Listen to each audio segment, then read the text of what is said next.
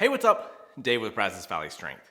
And today I'm going to be answering your questions that you gave me on my last YouTube video where I made a post on Instagram asking for questions.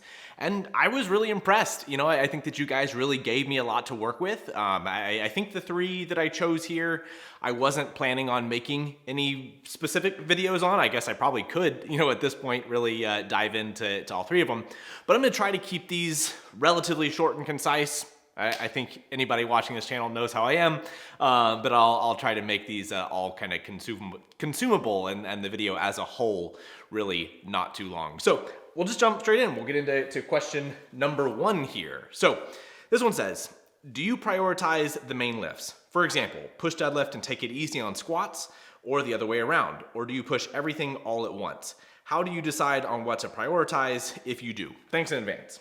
So I really liked this question, and it is something that I guess I've thought about, from time to time, and I think that I have tried to do it a little bit more often in the past, I guess, and I think that some interesting results maybe have happened because of it, right? So I guess to set the stage with this, I think we have to ask the question, how would we prioritize a lift in general, right? Like if I was planning on designing a block to push my squat, right?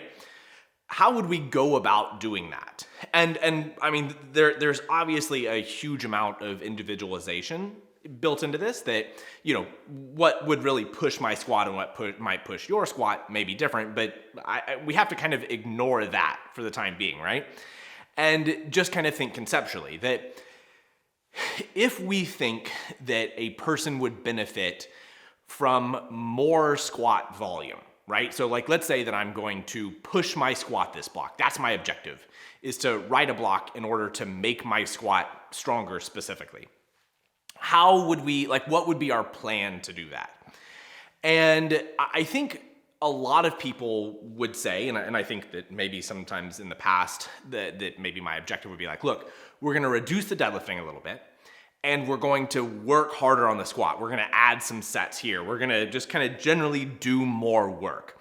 And that may be like direct competition squat work, right? We may add 2 sets per day. If we're already squatting twice a week, we may add 2 sets a day. We may add more frequency to lift, right? Go up from 2 to 3 times. Add more lower body accessories, right? Belt squats, things like that. And I think that a lot of times in those blocks, we may see the opposite happen, right? That jumping from, a structure that we think we've been seeing, we'll say like relatively good progress, right? A lifter has been improving, just like overall their squat is getting better. And now we're writing a block specifically to drive more progress there. I think that the things that I just mentioned, right? Adding volume, adding frequency, kind of just adding more to it. I think in the short term, those things may be a little bit of a detriment, right? That adding more volume to any lift probably is going to have like a negative reaction just immediately and like on average, right? To where most people, if they're having success, more probably is not going to just immediately improve that lift. And I mean, if you're not seeing progress on the lift, right? Like if your squat is not going up, then running something like that to have, an experiment to see if more will work well, I think that that's absolutely a good reason to potentially like prioritize your squat training or just kind of see if there's more space and that will drive progress while reducing the deadlift a little bit so that you can kind of isolate that, right? But even then, there's kind of a change associated with it.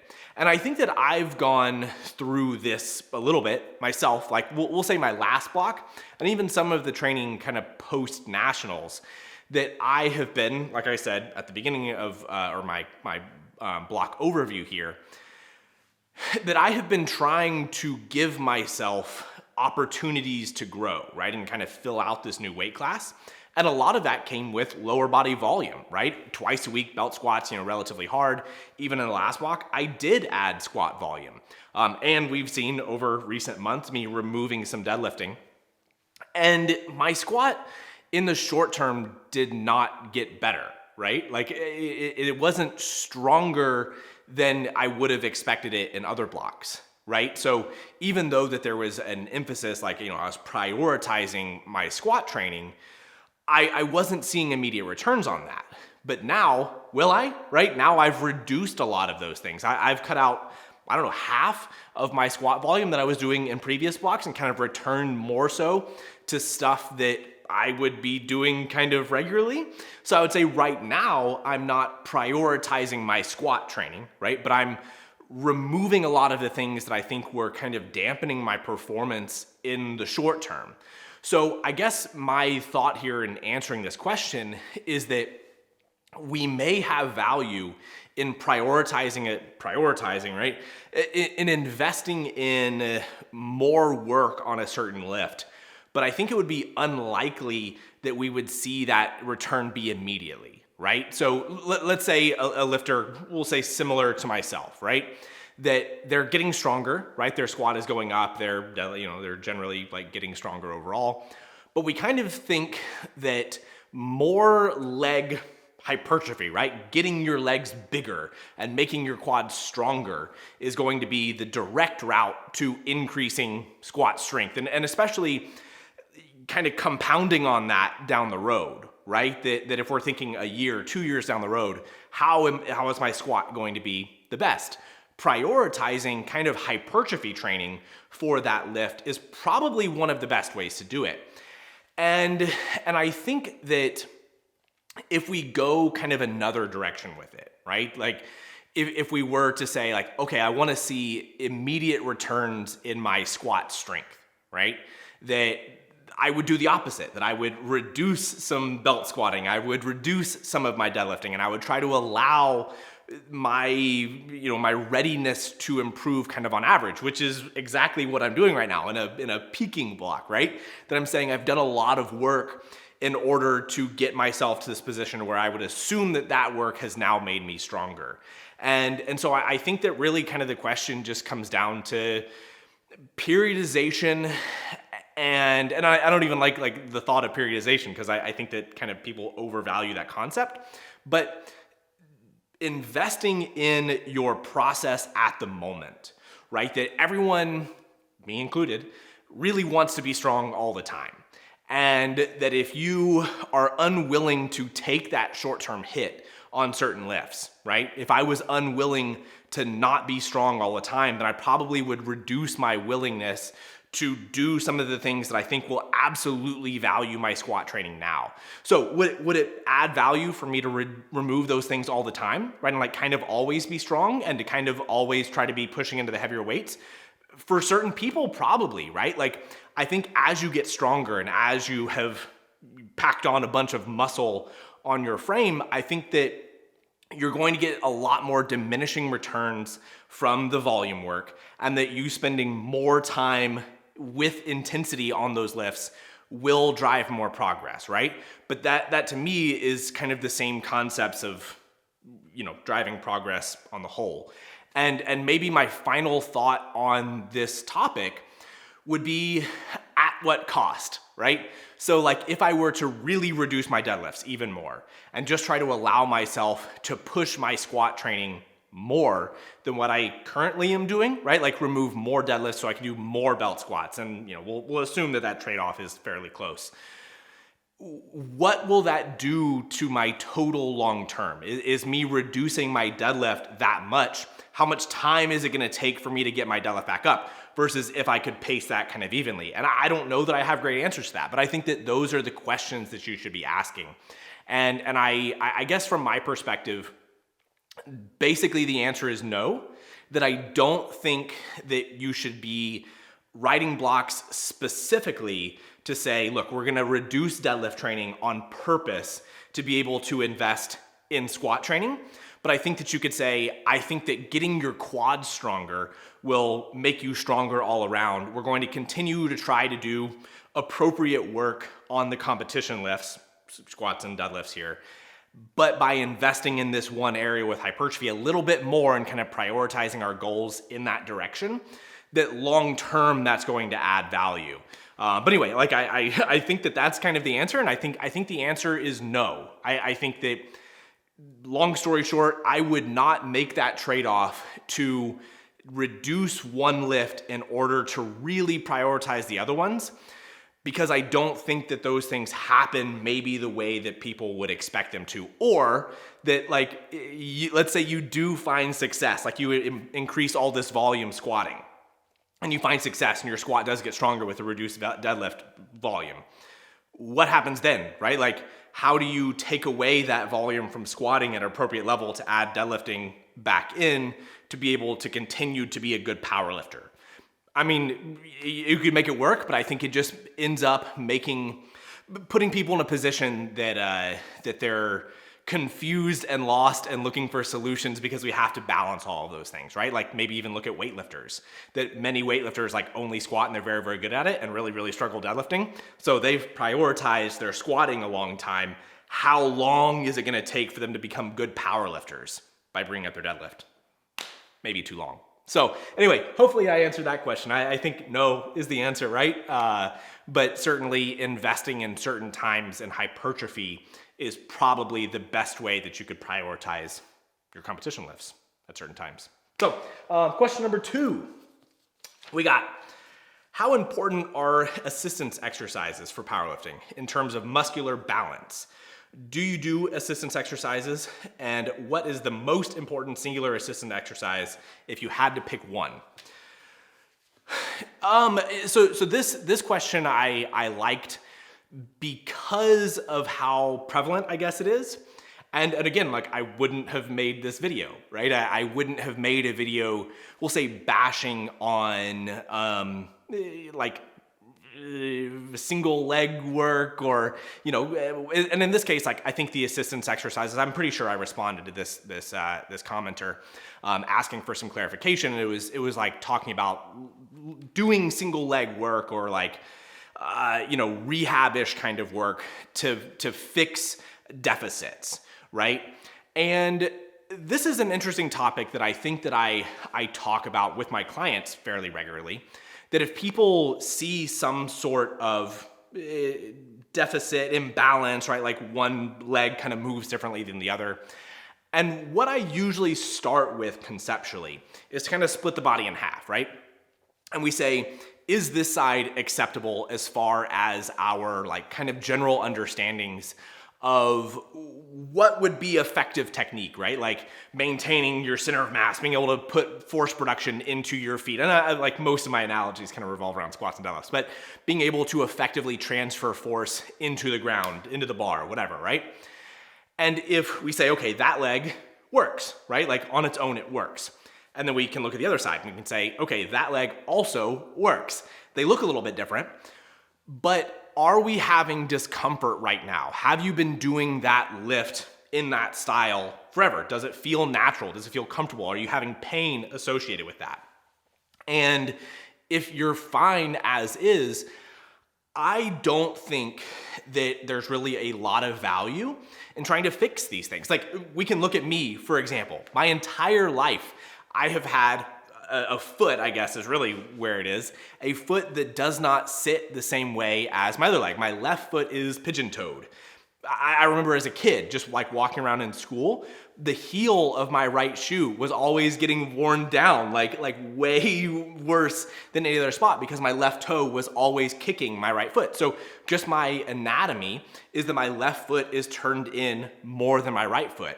So I don't try to match those things up, right? Like, when I'm squatting, my feet are a little bit different, but that probably makes things a little bit more even kind of up the chain, right? But it feels good one leg to the other. I move a little bit differently side to side. And so that was never something that I tried to fix. And I think that it would have been detrimental for me to try to fix it. Right? And just like beyond that, everyone has deficits. I mean, like, everyone is, most people are right and left-handed, right? And so we have some deficits there just because of, like, accumulation of life stuff. Here's kind of my tangent with this. I'm stronger on my left leg, right? That my left leg is a little bit better at, like, single leg work and things like that. And my rationale for it is that that's my plant leg, right? I'm right-handed, right?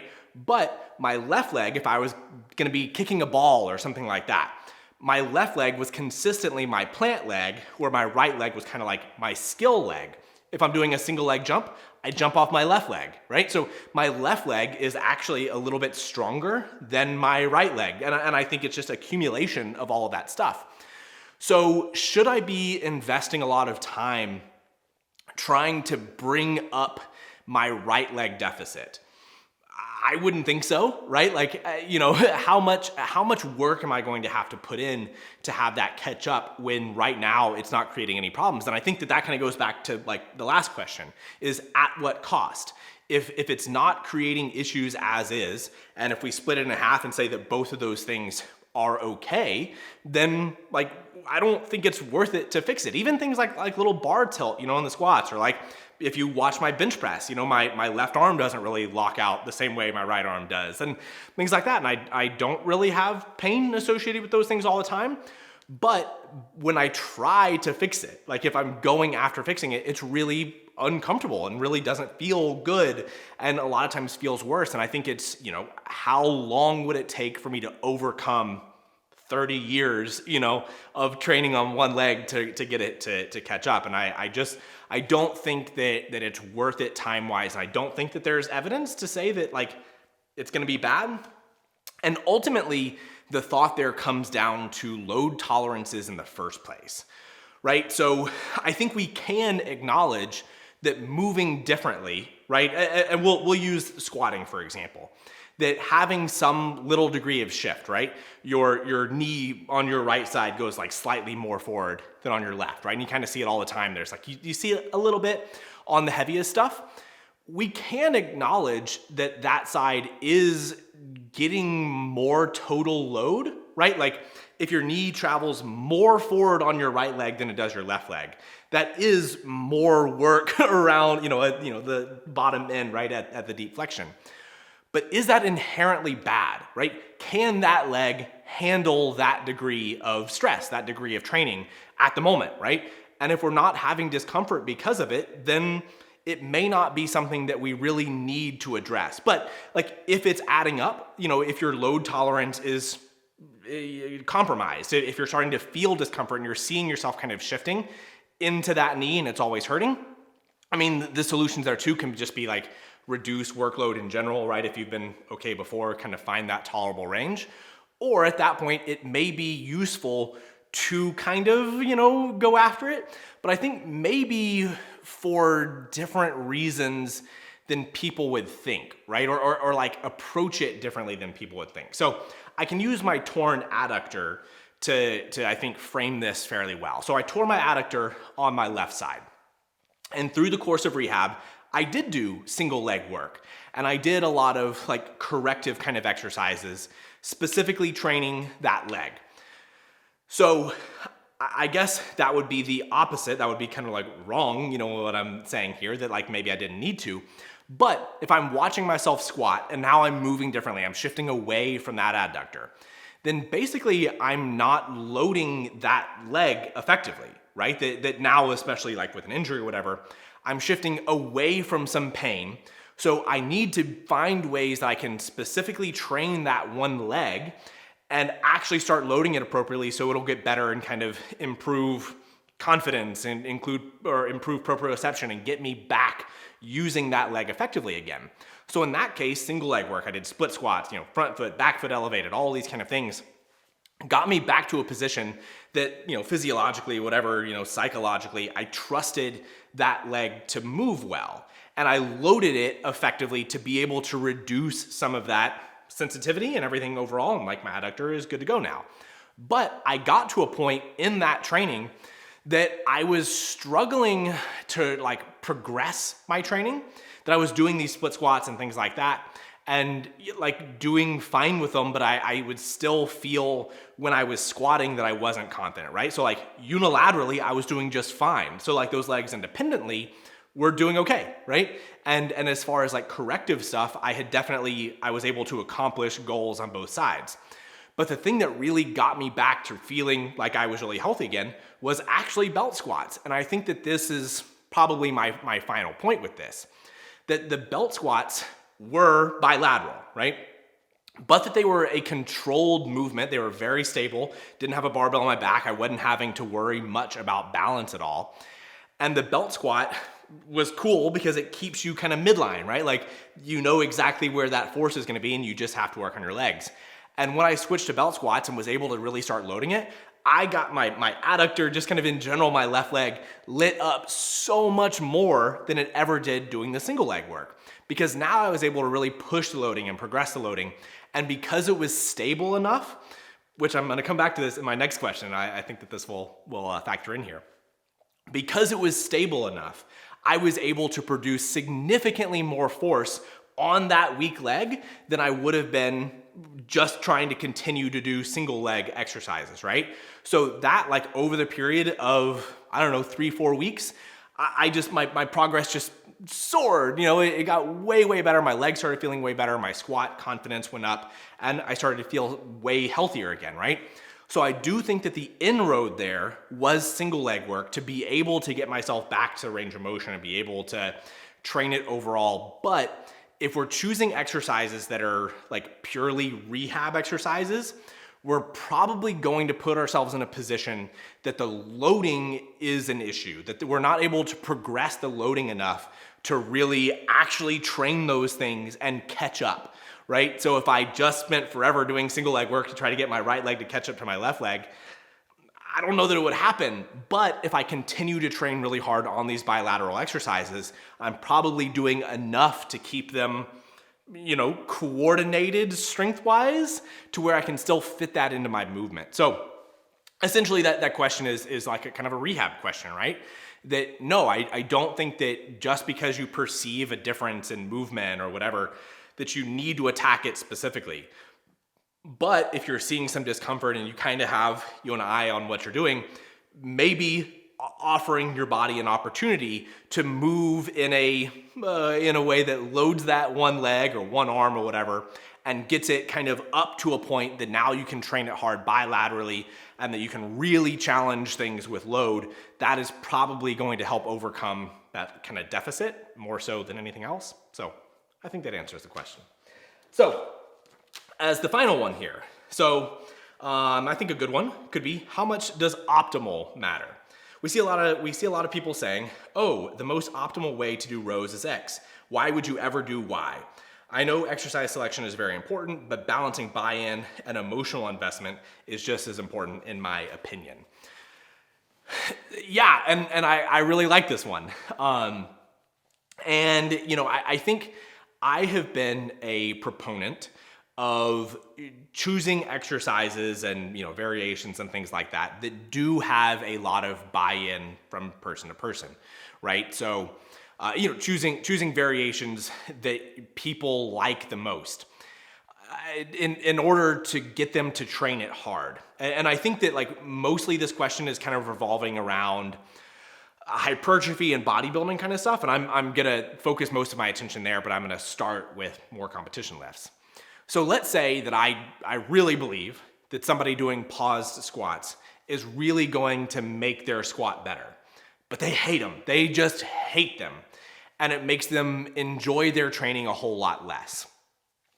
Then it's probably on me to convince the person, first of all, what we're trying to accomplish with it, right? And if we can accomplish it other ways, then we probably need to do that, right? But maintaining buy-in is, the biggest thing for anybody, because getting somebody to train really hard at anything that they're doing is going to be significantly better than somebody kind of half-assing the perfect variation. So if somebody hates pause squats or tempo squats or things like that, I would have a lot of trouble really believing that that person is really going to progress in the ways that we want them to, right? So finding ways to make it work outside of what we truly believe is best, right? As far as exercise selection.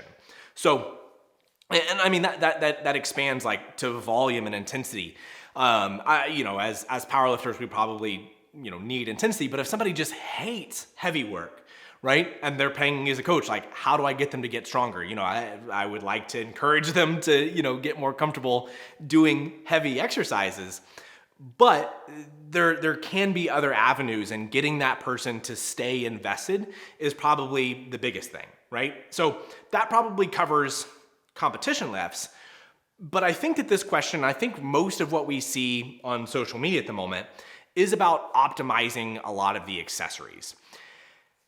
And I definitely see both sides of this argument. And I guess my spoiler here is that I'm more so on team work hard than team optimize.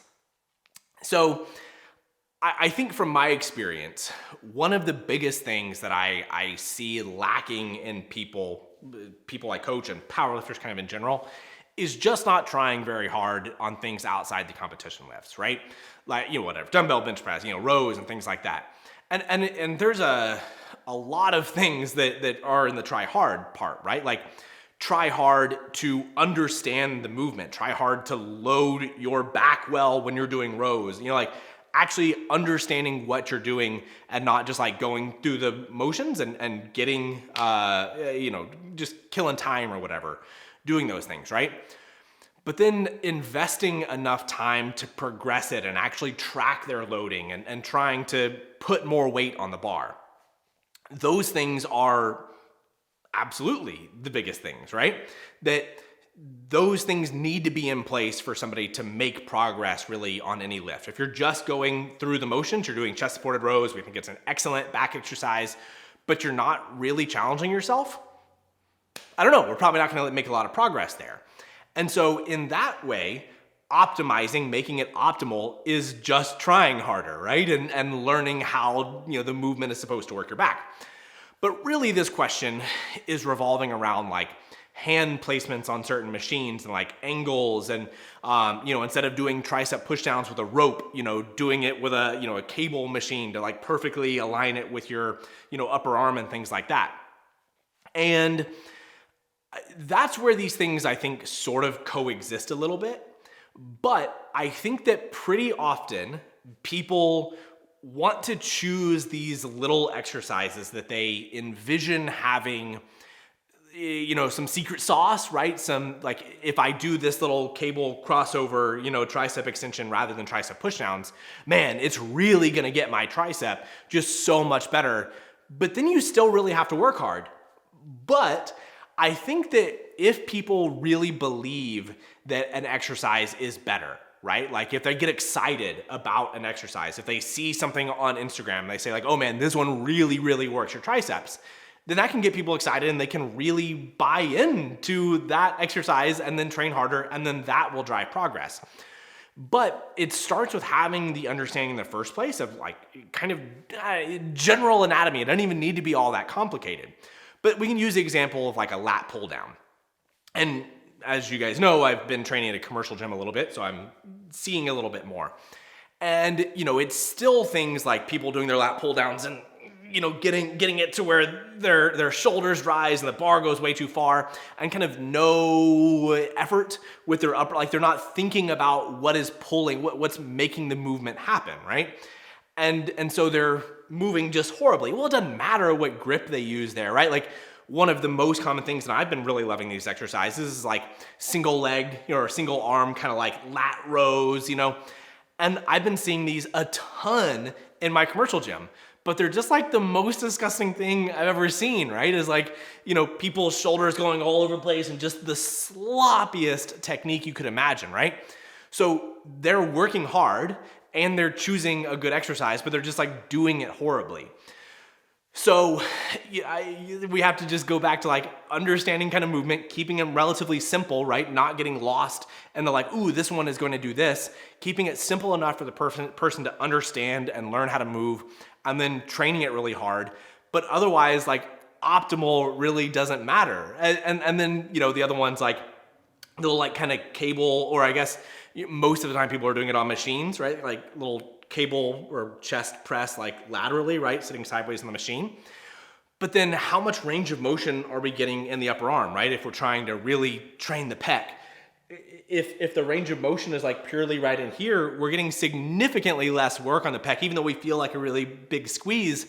And so it's just misunderstanding of these things. So what I think probably I would encourage people to do is train the exercises, and like accessory lifts, right? Train them as hard as they can and just keep them pretty simple.